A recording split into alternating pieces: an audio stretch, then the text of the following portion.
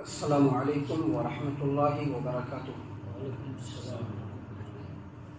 الحمد للہ رب العالمین والصلاة والسلام علی رسولہ الکریم وعلی آلہ وصحبہ اجمعین، اما بعد۔ محترم سامعین کرام، سوال و جواب گروپ کے معزز ساتھیوں، سوال نمبر 4260 یعنی 4260 نمبر کا سوال آپ کے سامنے موجود ہے۔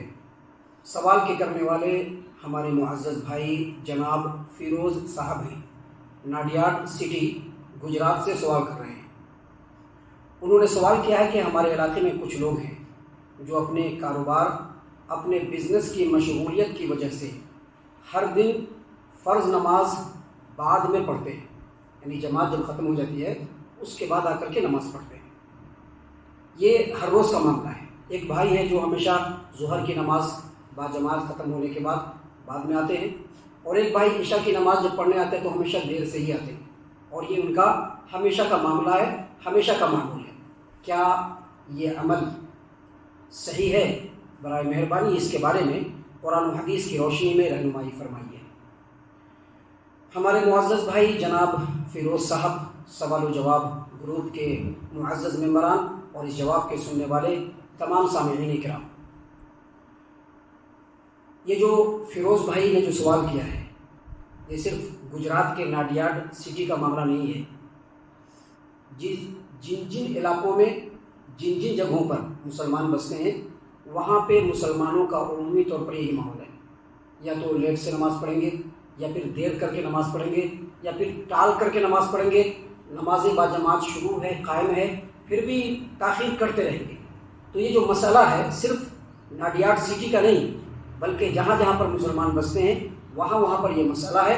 لہٰذا اس بات کو بہت ہی سنسیریٹی کے ساتھ، بہت ہی غور و فکر کے ساتھ اور انتہائی توجہ اور انہمام سے سنیے، اور سن کر کے اگر ہمارے اندر وہ غلطی ہے تو اس کو درست کرنے کی کوشش کیجیے۔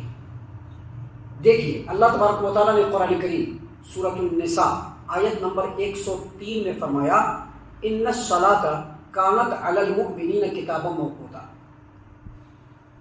بے شک یہ جو نمازیں ہیں یہ ایمان والوں کے اوپر مقررہ وقتوں میں فرض ہے۔ مقررہ وقتوں میں کیا مطلب؟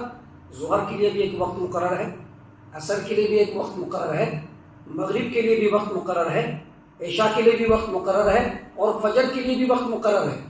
ہر نماز کو اس کے وقت میں پڑھنا ایمان والوں کے اوپر فرض ہے۔ محترم سامعین کرام، اس سے یہ پتہ چلا کہ نماز فرض ہے اور اس کو اس کے وقت میں پڑھا جائے، لیکن نماز کے تعلق سے اللہ تبارک و تعالیٰ نے اور بھی وضاحت سے دوسری باتیں بیان فرمائی ہیں۔ دیکھیے، اللہ تبارک و تعالیٰ نے قرآن کریم سورۃ البقرہ آیت نمبر 43 میں فرمایا، وَأَقِیمُوا الصَّلَاةَ وَآتُوا الزَّکَاةَ وَارْکَعُوا مَعَ الرَّاکِعِینَ۔ ایمان والو، نماز کو قائم کرو، زکوٰۃ ادا کرو، اور رکوع کرنے والوں کے ساتھ رکوع کرو۔ کیا مطلب اس کا؟ اس کا مطلب یہ ہے کہ یہ جو آیت کریمہ ہے، جماعت کی نماز جو مسجد میں ہوتی ہے اس میں شامل ہونے کے فرضیت کے اوپر کلیئرلی اور بالکل واضح طور پر دلالت کرتی ہے۔ کیسے؟ اگر صرف نماز پڑھنا ہوتا تو اللہ کیا فرما دیتے؟ نماز پڑھو، لیکن اللہ نے پہلے کیا کہا؟ وَأَقِیمُوا الصَّلَاةَ، نماز کو قائم کر۔ حالانکہ اتنا کہہ دینا بھی کافی تھا، لیکن اللہ تبارک و تعالیٰ نے مزید کہا، وَأَقِیمُوا الصَّلَاةَ وَآتُوا الزَّکَاةَ وَارْکَعُوا مَعَ الرَّاکِعِینَ۔ نماز قائم کرو، اور مزید تاکید کیا کہ رکوع کرنے والوں کے ساتھ۔ رکوع کرنے والے کون لوگ ہوتے ہیں؟ جو مسجد میں آ کر کے باجماعت نماز پڑھتے ہیں، وہی لوگ رکوع کرنے والے ہوتے ہیں۔ لہذا یہ جو آیت کریمہ ہے، باجماعت نماز فرض ہے مردوں کے اوپر، عقل والے انسان کے اوپر یہ فرض ہے، اس چیز کے اوپر بالکل واضح طور پر دلالت کرتی ہے۔ محترم سامعین کرام، اگر باجماعت نماز کی رخصت دینی ہوتی کہ چلو باجماعت نماز نہیں پڑھنا، اپنے اپنے گھروں میں پڑھ لو، جہاں پاؤ پڑھ لو، ابھی کاروبار میں مشغول ہو بعد میں پڑھ لو، اپنے ابھی دوسرے ادھر ادھر کے اللہ فلاں کام میں مشغول ہو تو بعد میں پڑھ لو، یا پھر چھوڑ بار کر کے نماز پڑھ لو، اگر اس طرح کا حکم دینا ہوتا تو اللہ تبارک و تعالیٰ سب سے پہلے جو لوگ جنگ میں شرکت کرنے والے مجاہدین ہیں ان کو اللہ اجازت دیتا، لیکن اللہ تبارک و تعالیٰ قرآن کریم سورۃ النساء آیت نمبر 102 میں محمد عربی صلی اللہ علیہ وسلم کو مخاطب کرتے ہوئے کہا کہ اے محمد صلی اللہ علیہ وسلم، اگر آپ میدان جنگ میں مجاہدوں کے درمیان موجود ہوں اور نماز کا وقت ہو جائے تو مجاہدوں کو 2 حصوں میں تقسیم کر دیجیے، 2 حصوں میں تقسیم کر دیجیے۔ ایک حصے کو آپ نماز پڑھائیے، وہ اپنے ہتھیار کو اپنے ساتھ رکھے رہیں اور نماز ادا کریں، اور دوسرے کو جب یہ لوگ ایک رکعت کر کے سجدہ کر لیں تو دوسری جماعت آئے اور یہ لوگ پیچھے چلے جائیں۔ اس سے کیا پتہ چلا کہ مجاہدین اگر میدان جنگ میں بھی ہو، تلواروں کی چمک دمک بالکل نظروں کو چکا چوند کر رہی ہو، رائفل اور ریوالور اور توپ اور ٹینک چل رہے ہوں، اس وقت بھی باجماعت نماز ادا کرنا ہے۔ اللہ تبارک و تعالیٰ نے اس بات کو حکم دیا ہے۔ اس کا مطلب کیا ہوا؟ مسجد میں آ کر کے باجماعت نماز ادا کرنا یہ مسلمانوں کے اوپر، ایمان والوں کے اوپر بالکل فرض ہے۔ محترم سامعین کرام، ایک حدیث ہم آپ کے سامنے پیش کرنا چاہتے ہیں جس کو امام بخاری رحمہ اللہ نے صحیح البخاری کتاب الاذان باب وجوب صلاۃ الجماعہ حدیث نمبر 644 پر روایت کیا۔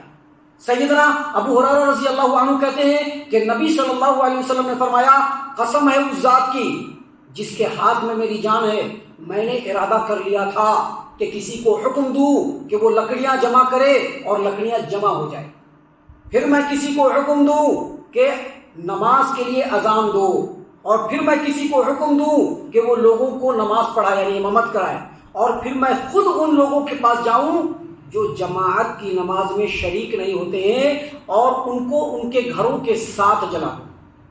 دیکھیے حدیث موجود ہے صحیح البخاری کتاب الاذان باب وجوب صلاۃ الجماعہ حدیث نمبر 644۔ نبی صلی اللہ علیہ وسلم نے بالکل غصے کے ساتھ کہا کہ جو لوگ گھروں میں رہتے ہیں، جماعت کی نماز میں شرکت نہیں کرتے ہیں، میں ان کے گھروں کے ساتھ ان کو جلا دوں۔ جبکہ مسند احمد کی ایک روایت ہے کہ پیارے رسول صلی اللہ علیہ وسلم نے فرمایا کہ اگر ان کے گھروں میں عورتیں نہ ہو، اگر ان کے گھروں میں بچے نہ ہو تو میں ضرور ان کے گھروں کو ان کے ساتھ جلا ڈالتا تھا۔ اس سے کیا پتہ چلتا ہے کہ ایک مسلمان، ایک مومن وقت پہ جماعت جب مسجد میں ہو رہی ہو اس وقت آ کر کے وہ نماز پڑھے، یہ اس کے لیے لازم ہے، واجب ہے اور ضروری ہے۔ محترم سامعین اکرام، سیدنا عبداللہ بن مسعود رضی اللہ عنہ کی روایت ہے، وہ خود فرماتے ہیں صحیح مسلم کتاب المساجد و مواضع الصلاۃ حدیث نمبر 654، وہ فرماتے ہیں کہ نبی صلی اللہ علیہ وسلم کے زمانے میں باجماعت نماز سے پیچھے رہنے والا یا تو ایسا منافق ہوتا جس کا نفاق بالکل کلیئر ہوتا، یا پھر مریض ہوتا، اور اگر بیمار چل کر کے مسجد میں آنے کی طاقت رکھتا تو بھی آ کر کے وہ مسجد میں نماز پڑھتا تھا۔ یہ کس زمانے کی بات ہے؟ نبی صلی اللہ علیہ وسلم کے زمانے کی بات ہے۔ پیچھے رہنے والے کون ہوتے تھے؟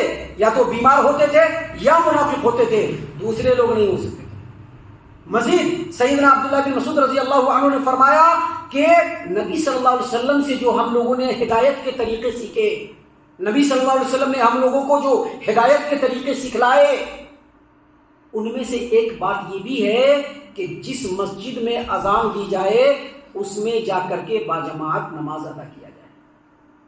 ابھی تمام باتوں کو سامنے رکھیے تو 2 بات سامنے آتی ہیں، ایک یہ کہ وقت پہ نماز پڑھنا ہے اور یہ فرض ہے، اور دوسرا مسجد میں آ کر کے باجماعت نماز پڑھنا ہے، اور یہ بالکل کلیئرلی فرض ہے ہر مسلمان مرد کے اوپر جو عقل والا ہے، بالغ ہے، فرض ہے اس کے اوپر۔ 15 سال کی عمر ہو گئی، فرض ہو گیا۔ اب اگر کوئی آدمی مسجد میں نہیں آتا ہے تو آپ سمجھ سکتے ہیں کہ اس آدمی کا کیا حل ہے۔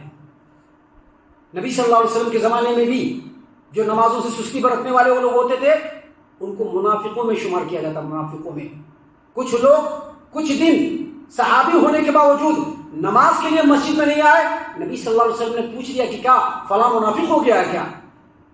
تو اس سے یہ پتہ چلا کہ نماز جو پڑھنا ہے مسجد میں آ کر کے باجماعت نماز پڑھنا ہے۔ اب جن لوگوں کے بارے میں ہمارے معزز بھائی جناب فیروز صاحب نے کہا کہ یہ لوگ وقت پہ نماز پڑھنے نہیں آتے ہیں، ظہر کی نماز کو ٹال کر کے عصر کے ٹائم میں پڑھتے ہیں یا عشاء کی ٹائم میں لیٹ سے آتے ہیں، تو ایسے لوگوں کے بارے میں حکم یہی ہے کہ وہ شریعت کے حکم کی مخالفت کر رہے ہیں، اللہ تبارک و تعالیٰ کی مخالفت کر رہے ہیں، پیارے رسول صلی اللہ علیہ وسلم کی شریعت کی مخالفت کر رہے ہیں، یہ لوگ ہو سکتا ہے کہ منافقوں میں شمار ہو جائے۔ ہم تو حکم نہیں لگا سکتے، لیکن شریعت یہی حکم لگا رہا ہے۔ ہم تو حکم نہیں لگا سکتے، لیکن شریعت یہی حکم لگا رہا ہے۔ شریعت کا یہی حکم ہے۔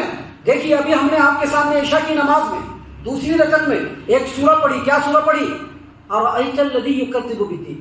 اس کے آیت نمبر 4 میں اور آیت نمبر 5 میں اللہ تبارک و تعالیٰ نے فرمایا فویل للمصلین، نمازیوں کے لیے جہنم کا ایک گڑھا ہے۔ کس کے لیے؟ نمازیوں کے لیے۔